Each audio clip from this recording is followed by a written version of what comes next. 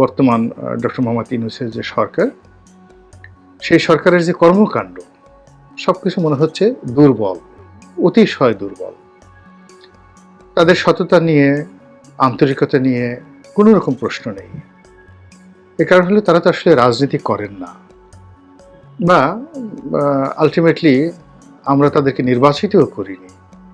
কিন্তু তারপরেও দেশের যে ক্রান্তিকাল, সেই ক্রান্তিকালে তারা এসেছেন, দায়িত্ব গ্রহণ করেছেন।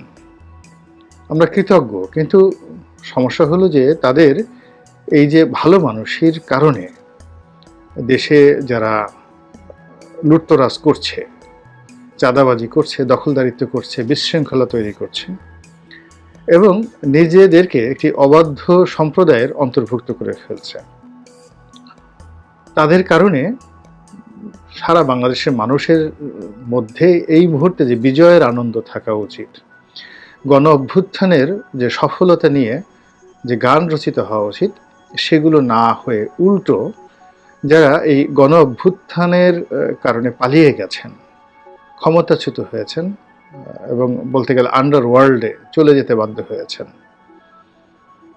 তারা এখন উকি ঝুঁকি দিচ্ছেন, দূরে দাঁড়িয়ে ঠাট্টা মশকরা করছেন, খোঁটা দিচ্ছেন এবং বিভিন্ন সময় আমাদেরকে হুমকি দিচ্ছেন, ধামকি দিচ্ছেন, এই আমরা এলুম বলে।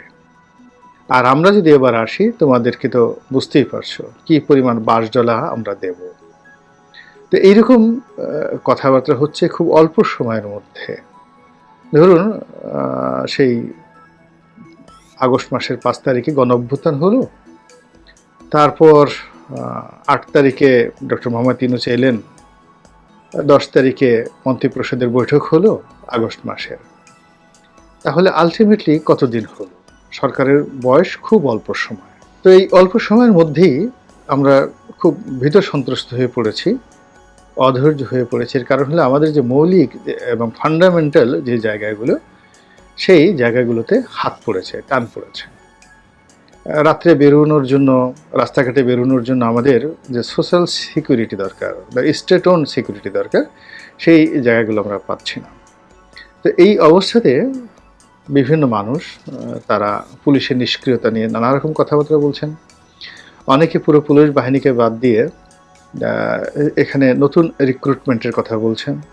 সচিবালয়ের যে সকল কর্মকর্তা যারা দলীয় দলবাজ, তাদেরকে ঢালাওভাবে চাকরিচ্যুত করে, একেবারে পুরো জনপ্রশাসনে ঢালাওভাবে চাকরিচ্যুত করে, বিশেষ করে যারা 2014 সনে টিএনও, ওসি এবং ডিসি ছিলেন, 2018 সনে টিএনও, ওসি, ডিসি ছিলেন, এসপি ছিলেন, একইভাবে 2024 সনে টিএনও, ওসি, ডিসি এবং এসপি ছিলেন, সবগুলোকে ঢালাওভাবে চাকরিচ্যুত করে এখানে এমনকি নন ক্যাডার যদি নিয়োগ দেওয়া হয়, এখানে এমনকি যদি শিক্ষকদেরকে নিয়োগ দেওয়া হয়, তবুও সেটা রাষ্ট্রের জন্য কল্যাণ বয়ে নিয়ে আসবে।